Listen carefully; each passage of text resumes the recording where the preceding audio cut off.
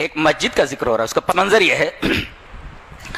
کہ حضرت حنظلہ غسیل الملائکہ، جن کو ملائکہ نے نہلایا، جنگ احد کے اندر یہ شہید ہوئے، جب لاشیں اٹھائی جانے لگیں تو ایسا لگ رہا تھا جیسے ان کا پورا بدن بھیگا ہوا ہے۔ جب نبی اکرم صلی اللہ علیہ وسلم کے پاس ان کو لایا گیا تو دیکھا کہ بال سے پانی گر رہا ہے، پورا بدن پانی سے بھیگا ہوا ہے۔ کہا کہ اللہ کے رسول، ان کا تو عجیب و غریب حال ہے، کسی بھی شہید کا یہ حال نہیں ہے۔ تو اللہ کے رسول نے فرمایا کہ یہ نہا کر نہیں آئے تھے، ابھی بیوی سے ملے اور نہا نہیں سکے اور اعلان ہو گیا، تو انہوں نے کہا کہ اس وقت تک نہاؤں گا نہیں جب تک کہ میں جنگ جیت نہ لوں، اور فوراً ہی چلے آئے ہو۔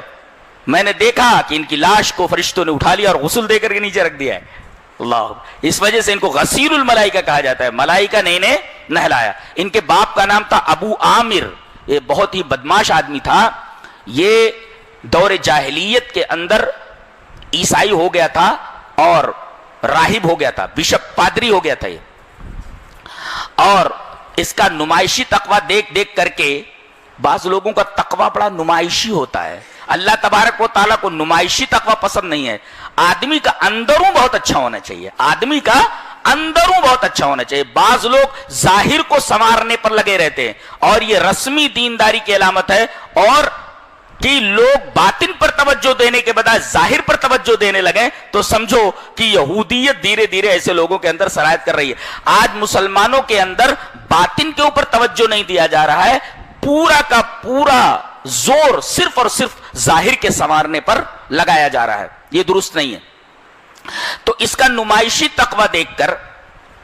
لوگوں نے اس کو اپنا مذہبی رہنما مان لیا، اور اس کے سر کے اوپر سونے کا تاج رکھنے والے تھے کہ اسی دوران نبی اکرم صلی اللہ علیہ وسلم کو ہجرت کا حکم ہوا اور آپ مکہ سے ہجرت کر کے مدینہ آ گئے، یہ تاج وہیں کا وہیں رہ گیا۔ اب سارے کے سارے لوگ نبی کریم صلی اللہ علیہ وسلم کے ارد گرد جمع ہو گئے، اس کو بڑا برا لگا کہ مذہبی میدان میں یہ میرا حریف آ گیا، میرا مقابل آ گیا، تو نبی اکرم صلی اللہ علیہ وسلم سے حسد لے گیا اور یہ منافق بن گیا۔ جنگ بدر کے اندر جب مسلمانوں کو زبردست اور شاندار کامیابی ملی تو یہ اندر سے کھولنے لگا اور قریش مکہ کے پاس جا کر کے ان کو ابھارا۔ اسی کے ابھارنے کی وجہ سے جنگ احد برپا ہوئی، لوگوں کو بھڑکا بھڑکا کر کے جنگ کے اوپر اس نے آمادہ کیا، پھر جنگ احد ہوئی۔ اور یہی بدبخت ہے جس نے میدان جنگ میں میدان احد کے اندر 2 گڑھے کھودے تھے جس میں نبی اکرم صلی اللہ علیہ وسلم گر پڑے تھے اور آپ کے دندان مبارک شہید ہو گئے تھے اور سر میں خود کی کڑیاں گھس گئی تھی، یہ اسی بدماش نے یہ 2 گڑھے کھودے تھے۔ اور جب اس نے دیکھا کہ اسلام کا یہ کارواں آگے ہی بڑھتا جا رہا ہے، رکنے کا نام ہی نہیں لے رہا ہے، اور احد کے اندر بھی تقریباً برابر سرابر کا معاملہ ہو گیا تھا، تو اسلام کی بڑھتی ہوئی شوکت، بڑھتی ہوئی قوت کو دیکھ کر کے حسدن یہ مدینہ سے بھاگ گیا اور روم کے بادشاہ ہرقل کے پاس بیٹھ گیا۔ وہاں سے منافقین کے ایک گروہ کو کنٹرول کر رہا تھا، اور اس نے یہ کہا کہ تم لوگ وہاں ایک مسجد بناؤ کسی بھی بہانے سے، اور وہاں اپنے ہی لوگ جمع ہوں جہاں سے پل پل کی خبریں ہم تک پہنچیں، اور موقع دیکھ کر کے ہم ایک لشکر جرار لا کر کے مدینہ کے اوپر حملہ کر دیں گے۔ انہوں نے یہ مسجد بنائی جس کا نام قرآن حکیم نے مسجد زرار رکھا ہے۔ انہوں نے مسجد قباء کے تھوڑے فاصلے کے اوپر یہ مسجد بنائی، اور نبی اکرم صلی اللہ علیہ وسلم سے آ کر کے انہوں نے کہا کہ اللہ کے رسول ہم نے ایک مسجد بنائی ہے۔ بہانہ کیا کیا؟ بوڑھے لوگ مسجد نبوی تک نہیں آ سکتے، عورتیں نہیں آ سکتی، رات تاریک رہتی ہے، کچھ دوسرے معذور لوگ نہیں آ سکتے، تو ہم لوگوں نے ان کی آسانی کے لیے مسجد بنائی ہے، جبکہ انہوں نے یہ مسجد کسی دوسرے مقصد کے تحت بنائی تھی۔ تو چل کر کے آپ اس میں نماز پڑھ دیجئے، ہم لوگ نماز شروع کر دیتے ہیں۔ نبی اکرم صلی اللہ علیہ وسلم نے فرمایا ابھی میں جنگ تبوک کی تیاری میں مشغول ہوں، آ کر کے بعد میں دیکھوں گا۔ نبی اکرم صلی اللہ علیہ وسلم جب جنگ تبوک سے واپس ہوئے، ابھی مدینہ کے باہر ایک مقام ہے، مقام ذی آوان میں آپ ٹھہرے، حضرت جبرائیل نے آ کر کے بتا دیا کہ اس مسجد میں آپ قدم بھی مت رکھیے گا۔ کہا کیوں؟ کہا کہ یہ مسجد اس مقصد کے تحت بنائی گئی ہے، نبی کریم صلی اللہ علیہ وسلم نے تاخیر نہیں فرمائی، آپ وہیں رکے ہوئے ہیں، دو آدمیوں کو بھیجا آپ نے، مان ابن عدی اور حضرت مالک ابن دخشم، دو صاحب کو بھیجا،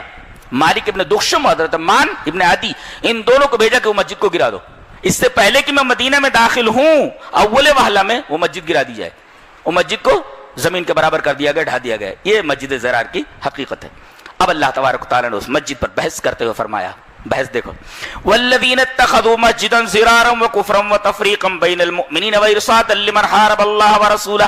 یہ مسجد کائے کے لیے بنائی گئی؟ اس کے مقاصد کیا ہیں؟ الذین اتخذوا مسجدا، یہ مسجد کس لیے بنائی گئی؟ ضرارا، مسلمانوں کو تکلیف پہنچانے کے لیے، مسلمانوں کو تکلیف پہنچانے کے لیے، وکفرا، اور یہاں اس مسجد میں دین کی تعلیم نہیں بلکہ لوگوں کو قرآن اور حدیث سے دور کرنے کے ارادے سے یہاں سازشیں کی جاتی ہیں۔ تو جس مسجد کے اندر قرآن اور سنت کے علاوہ کوئی دوسری چیز پڑھی جاتی ہو، کوئی دوسری چیز بیان کی جاتی ہو، ایسی مسجد کے اندر نماز درست نہیں ہے۔ اور ایک نکتہ اور بھی بتا دوں کہ جس امام کا عقیدہ درست نہ ہو، کتاب و سنت کے مطابق عقیدہ نہ درست ہو، اس امام کے پیچھے نماز درست نہیں ہے۔ بعض لوگ یہ پوچھتے ہیں فلاں کے پیچھے نماز درست ہے، فلاں کے پیچھے نماز، اصول یاد رکھو کہ جو آدمی کتاب و سنت کے مطابق اپنا عقیدہ نہیں رکھتا، کتاب و سنت کے مطابق اپنا عمل نہیں رکھتا، ایسے امام کے پیچھے اور ایسی مسجد میں نماز پڑھنا درست نہیں، نماز ہوتی ہی نہیں ہے، نماز لوٹائی جائے۔ اس لیے کہ نماز کا مسئلہ بہت ہی سیریس ہے۔ کتاب و سنت کا عقیدہ رکھنے والا، کتاب و سنت کے مطابق اگر عقیدہ امام رکھ رہا ہے تو اس کے پیچھے نماز درست ہے، اور کتاب و سنت کے مطابق نماز نبوی پڑھا رہا ہے تو اس کے پیچھے نماز درست ہے، ورنہ نماز اس کے پیچھے درست نہیں ہے۔ بعض لوگ کہتے ہیں بدعتی کے پیچھے نماز جائز ہے۔ کون سے بدعتی کی بات کر رہے ہیں آپ؟ وہ سیاسی بدعت ہے جو بخاری شریف میں ہے کہ اشتر نخعی وغیرہ نماز جب پڑھاتے تھے اور حضرت علی ان کے پیچھے پڑھتے تھے اور صحابہ کرام پڑھتے تھے، سنت کے مطابق نماز پڑھاتے تھے، وہ اس وقت وہ بدعتیں سب آئی ہی نہیں تھی۔ پتہ نہیں کس لوگ استدلال کرتے ہیں۔ تو کتاب و سنت کے مطابق عقیدہ اگر آدمی رکھ رہا ہے اور کتاب و سنت کے مطابق نماز نبوی پڑھا رہا ہے تو اس کے پیچھے نماز ہوگی، ورنہ آپ دوسری جو مسجد ہے جہاں کتاب و سنت کے مطابق عقیدہ رکھنے والا امام ہے اور اس کے مطابق نماز پڑھنا، وہاں نماز پڑھیے۔ اور اگر مسجد آپ کو نہ ملے ایسی تو اس کا بھی حل اس پارے میں بتایا گیا، وَجْعَلُوا بُيُوتَكُمْ قِبْلَةً، اپنے گھر کو مسجد بنا لو، اپنے گھر کو مسجد بنا لو، وَأَقِيمُوا الصَّلَاةَ، اور اس کے اندر نماز پڑھو، وَبَشِّرِ الْمُؤْمِنِينَ، اور مومنوں کو بشارت دے دو۔ اس میں ایک نکتہ یہ بھی ملا کہ اگر آپ کو دوسری جگہ نماز پڑھنے میں قباحت محسوس ہوتی ہے شرعی، تو آپ گھر میں نماز پڑھنے، وَجْعَلُوا بُيُوتَكُمْ قِبْلَةً، عرب قبلہ مسجد کو بولتے ہیں، تو اپنے گھروں کو قبلہ بنا لو، یعنی مسجد بنا لو، اسی میں نماز پڑھو۔ ایک نکتہ اور ملا کہ عارضی طور پر کسی جگہ کو مسجد بنایا جا سکتا ہے کہ ابھی مسجد بن رہی ہے تو چلو وہاں نماز نہ پڑھ کر کے کوئی ایک خاص جگہ ہے وہاں ہم نماز پڑھ لیتے ہیں، جیسے یہاں ایک جگہ خاص کر لی گئی تھی، وہاں پر لوگ نماز پڑھتے تھے، بعد میں دوسری جگہ نماز پڑھنے لگے۔ تو کسی خاص جگہ کو وقتی اور عارضی اور ہنگامی طور پر کچھ مہینوں کے لیے، کچھ سالوں کے لیے مسجد بنانا درست ہے، تاہاں کہ کوئی مسجد تیار ہو جائے۔ تو ایک تو کفرن، کتاب و سنت کے علاوہ کوئی دوسری تعلیم دی جا رہی ہے،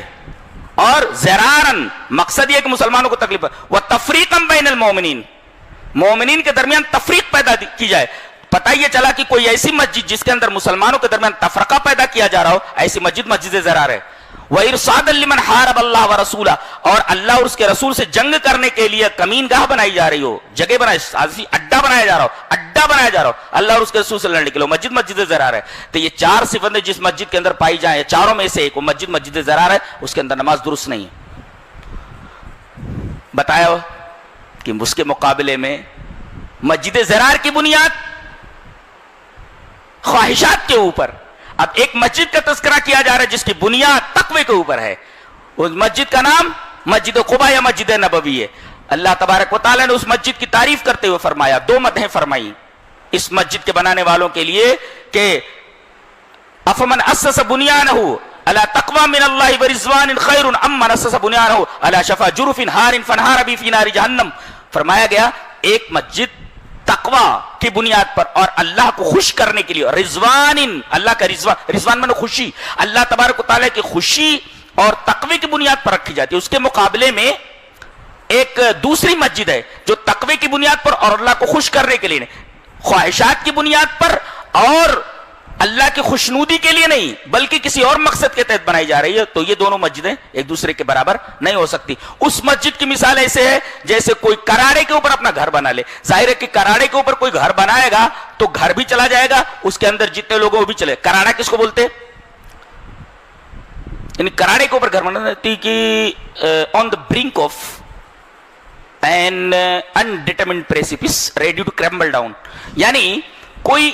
जैसे ये नदी है, नदी है, ये पानी बह रहा है और नीचे से अंडर कट, नीचे से मिट्टी कट गई हो और पानी के नीचे, ये नीचे पानी है और इधर से पानी ने मिट्टी को काट दिया है और ये जमीन बेसहारा, बगैर सपोर्ट के, विदाउट सपोर्ट, ऐसे ये पानी के नीचे ऐसे खड़ी हुई, कराड़ा है, ये कभी भी नीचे आ सकता है, इसके लिए नीचे सपोर्ट नहीं है, तो इसको कहते हैं ब्रिंक ऑफ अनडिटरमिन्ड प्रेसिपिस। प्रेसिपिस है, कराड़ा है ये, बिल्कुल रेडी टू कोलैप्स, यानी ready to crumble down, ready to fall down, कभी भी वो गिर सकता है, वो ऐसे खड़ा हुआ है, ऐसे नीचे कोई सपोर्ट नहीं है, he is going to collapse, वो तो कभी भी गिर सकता है, जा सकता है। तो ऐसे लोग जब अपनी ख्वाहिशात की बुनियाद पर और अल्लाह को नाखुश करने की बुनियाद पर कोई घर बनाते हैं तो गोया कि उन्होंने ऐसे ही कराड़े के ऊपर घर बना लिया जो कभी भी गिर सकता है। और जो लोग तकवा और अल्लाह को खुश करने की बुनियाद पर मस्जिद बनाते हैं, उनकी मिसाल अल्लाह तबारक व तआला ने यह बयान फरमाई कि जैसे किसी ठोस जमीन के ऊपर,